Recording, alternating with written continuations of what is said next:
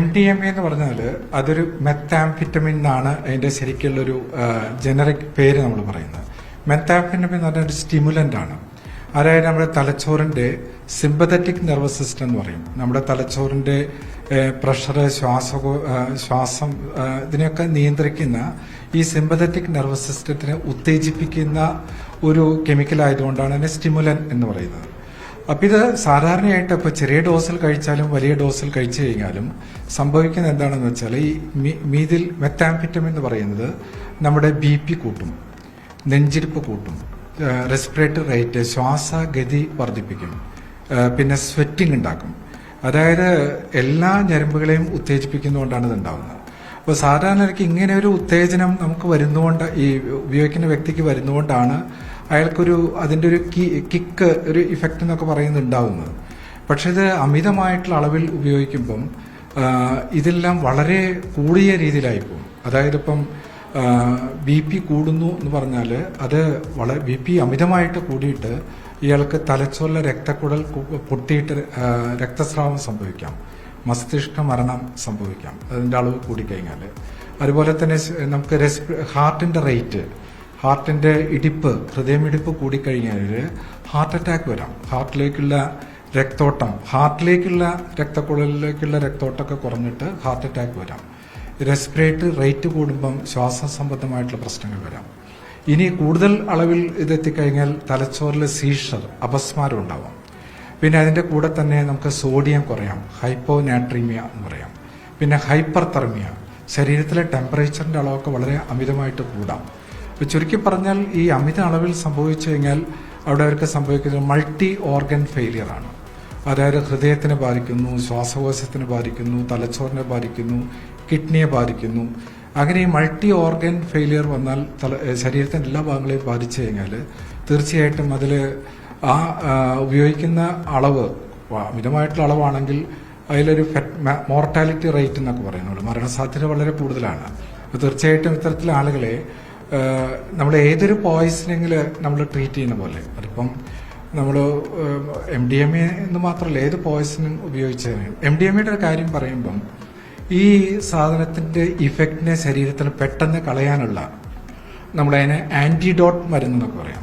അതായത് ഇത് കഴിക്കുന്ന വ്യക്തിക്ക് പ്രശ്നങ്ങൾ പെട്ടെന്ന് കുറയാനുള്ള ആന്റിഡോട്ട് മരുന്നുകളൊന്നുമില്ല, ഇല്ല, ഒരിക്കലും ഇല്ല. അത് ഇതുവരെ കണ്ടുപിടിച്ചിട്ടില്ല. അപ്പൊ നമുക്ക് ചെയ്യാവുന്നത് ആ വ്യക്തി കഴിച്ചിട്ടുണ്ടെങ്കിൽ എത്രയും പെട്ടെന്ന് അയാളെ ആശുപത്രിയിൽ പ്രവേശിപ്പിച്ച് അയാളുടെ വയറ് കഴുകുക എന്നൊക്കെ പറയും, നമ്മുടെ സ്റ്റൊമക്ക് വാഷ്. അതിലൊരു യൂണിവേഴ്സൽ നമ്മളൊരു ആന്റിഡോട്ടായിട്ടൊരു ചാർക്കോൾ, ആക്ടിവേറ്റഡ് ചാർക്കോൾ എന്നൊക്കെ പറയും. ഇത് ഉപയോഗിച്ചിട്ട് വയറ് കഴുകി കഴിഞ്ഞാൽ ഒരു 3-4 മണിക്കൂറിനുള്ളിലാണ് ഈ വ്യക്തി കഴിച്ചിരിക്കുന്നതെങ്കിൽ കുറേയൊക്കെ നമുക്ക് വയറിൽ പുറത്തു കളയാൻ പറ്റും. അല്ലെങ്കിൽ അത് രക്തത്തിൽ കയറി ഞാൻ ഈ പറഞ്ഞ പ്രശ്നങ്ങളൊക്കെ ഉണ്ടാവും. പിന്നെ ഇതിനെ നമുക്ക് വ്യക്തിയുടെ മരണകാരണം നിർണയിക്കുന്നത്, അതിനെ ഡിസൈഡ് ചെയ്യുന്നത് ഇത് മാത്രമല്ല. പലപ്പോഴും ഇത്തരത്തിലെ വ്യക്തികൾക്ക് ഹാർട്ടിന് മുന്നേ വല്ല അസുഖം ഉണ്ടായിരിക്കാം, അല്ലെങ്കിൽ ഡയബറ്റീസ്, അങ്ങനെ മറ്റു തരത്തിലുള്ള അസുഖങ്ങളൊക്കെ ഉണ്ടെങ്കിൽ ഇവർക്ക് മരണസാധ്യതയും കോംപ്ലിക്കേഷൻസ് വരാനുള്ള സാധ്യത കൂടുതലാണ്. അത് നമ്മൾ ചെറിയ അളവ് കഴിച്ചാൽ പോലും ആ സാധ്യത കൂടൂലേ? അപ്പോൾ MDMA ചെറിയ അളവ് കഴിക്കുന്ന വ്യക്തികൾക്ക് പോലും ഞാൻ സൂചിപ്പിച്ചല്ലോ, അത് രക്തസമ്മർദ്ദം കൂട്ടാം, ശ്വാസതി കൂട്ടാം. ഇതൊക്കെ മറ്റ് അസുഖങ്ങളുള്ള വ്യക്തികൾ ഉപയോഗിക്കുകയാണെങ്കിൽ ഇതൊക്കെ സംഭവിക്കാം. പിന്നെ ഇത് ശാരീരികമായിട്ടുള്ള അസുഖങ്ങളുള്ള ആളുകളാണെങ്കിൽ മരണത്തിന് സാധ്യത കൂടുതലുണ്ട്. പിന്നെ ഇവർ ഇതിൻ്റെ കൂടെ മറ്റ് ഏതെങ്കിലും ലഹരി വസ്തുക്കളോ മറ്റു വസ്തുക്കളോ നമുക്ക് ഉപയോഗിച്ചെന്നുള്ള നമുക്കറിയില്ല. ഇപ്പം ഇവിടെ പ്ലാസ്റ്റിക്കിൽ കവർ ചെയ്തിട്ട് ഉപയോഗിച്ച സാധനം എന്നൊക്കെ പറയുമ്പം എത്ര കണ്ട് പ്ലാസ്റ്റിക് കൂടി വയറിൽ കടന്നു പോയിട്ടുണ്ട്. ഇനി അത് നമ്മുടെ വയറിനുള്ളിൽ വല്ല ബ്ലോക്കോ എന്തെങ്കിലും സൃഷ്ടിച്ചിട്ടുണ്ടോ അതൊക്കെ നമുക്ക് നോക്കണം. അപ്പം ഇത്തരത്തിലെ സാധ്യതകൾ കൂടി കണക്കിലെടുത്തുകൊണ്ടാണ് MDMA മാത്രമാണോ മരണത്തിലുള്ള സാധ്യത എന്ന് പറയുന്നത്. പല സ്റ്റഡീസൊക്കെ ഉണ്ട് അതിനെക്കുറിച്ചൊക്കെ. നോർവേ, പല രാജ്യങ്ങളിലും MDMAയുടെ ഓവർഡോസ് ടോക്സിസിറ്റി ഒക്കെ പഠനം നടത്തിയാൽ താരതമ്യേന അങ്ങനെ മരണങ്ങൾ റിപ്പോർട്ട് ചെയ്തിരിക്കുന്നത് വളരെ കുറവാണ്. ഇവിടെ കൂടുതൽ മരണങ്ങൾ വന്നിട്ടുണ്ടോ? അങ്ങനെ കഴിഞ്ഞ മുൻപൊക്കെ കുറച്ച് വാർത്തകളൊക്കെ വന്നിരുന്നു, മയക്കുമരുന്ന് അമിത അളവിൽ കഴിച്ചു മരിച്ചു. ഒരു വ്യക്തിക്ക് അങ്ങനെ മരണം സംഭവിച്ചതായിട്ട് നമുക്കറിയാം.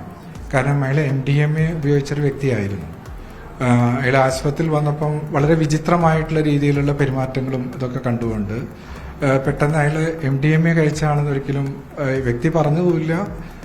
കണ്ടുപിടിക്കാനായിട്ട് അയാളുടെ കൂടെയുള്ള സുഹൃത്തുക്കളോ ബന്ധുക്കളോ ആരും പറയാത്തതുകൊണ്ട് അത് കുറച്ച് സമയം നിലനിൽക്കുകയും പിന്നെ അയാളൊരു ഓപ്പറേഷന് വിധേയമാക്കേണ്ടി വന്നു. ആ സമയത്ത് അയാൾക്ക് എന്തോ വയറിനൊരു പ്രശ്നമൊക്കെ വന്നിട്ട് ആ സമയത്ത് അമിതമായിട്ട് അയാൾക്ക് അനസ്തേഷ്യ കൊടുത്ത സമയത്ത് അയാളുടെ BP രക്തസമ്മർദ്ദം കൂടുകയും ഈ ഹൈപ്പർതെർമിയ ടെമ്പറേച്ചർ കൂടുകയും മരണമടയുകയും ചെയ്തിട്ടുണ്ട്. ആ അനസ്തേഷ്യയുടെ സമയത്ത് തന്നെ മരണം സംഭവിച്ചായിട്ട് റിപ്പോർട്ട് കോഴിക്കോട് നിന്ന് തന്നെ നമുക്കുണ്ടായിട്ടുണ്ട്. അപ്പോൾ എന്തായാലും ഇത് ഇപ്പോൾ ചെറിയ അളവിൽ പോലും കഴിച്ചാൽ ഡോക്ടർ പറഞ്ഞ പ്രകാരമാണെങ്കിൽ ചെറിയ അളവിൽ കഴിക്കുന്നവർക്ക് പോലും മറ്റ് അസുഖങ്ങൾ ഉണ്ടെങ്കിൽ അത് ഗുരുതരമായി മാറാവുന്ന സിറ്റുവേഷനിലേക്ക് പോകും. തീർച്ചയായിട്ടും നമ്മൾ കുട്ടികളുടെ കാര്യത്തിലൊക്കെയാണ് പ്രത്യേകിച്ചും ശ്രദ്ധിക്കേണ്ടത്.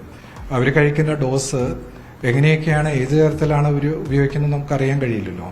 പലപ്പോഴും ഇത് കഴിച്ചിട്ട് ഉപയോഗിക്കുന്നുണ്ട്, അതിൻ്റെ സ്റ്റീം ഇൻഹേൽ ചെയ്തിട്ട് ഉപയോഗിക്കുന്നുണ്ട്. അപ്പം ആ ഉപയോഗിക്കുന്ന റൂട്ട് അനുസരിച്ചും അതിൻ്റെ ടോക്സിസിറ്റി കൂടും. ഇപ്പം ഇൻഹേൽ ചെയ്യുന്ന ആളുകളൊക്കെ ആണെങ്കിൽ പ്യുവർ ഫോം ഓഫ് MDMA നേരിട്ട് രക്തത്തിലേക്ക് ശ്വാസകോശം വഴി പ്രവേശിക്കുകയാണ് ചെയ്യുന്നത്. അപ്പോൾ അതിനനുസരിച്ച് ആ വ്യക്തികൾക്ക് അതിനനുസരിച്ചുള്ള പ്രശ്നങ്ങൾ വരാനുള്ള സാധ്യത വളരെയേറെയാണ്.